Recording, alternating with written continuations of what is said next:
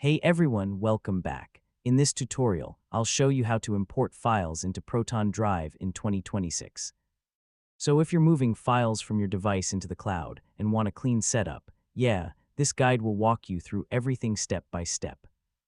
First, open your browser and log into your Proton Drive account.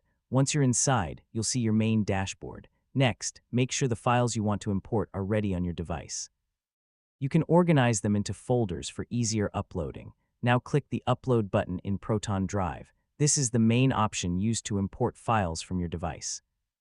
Next, choose the files or entire folder you want to import into Proton Drive. Now click Open or Upload, and your files will start importing into your Proton Drive storage. Next, wait for the upload to finish. Larger files may take a little longer depending on your internet speed. Now check your Proton Drive dashboard to make sure all your files have been imported successfully.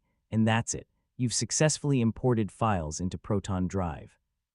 Now your data is safely stored in the cloud and ready to access anytime. And don't forget to like, share, and subscribe for more tutorials like this.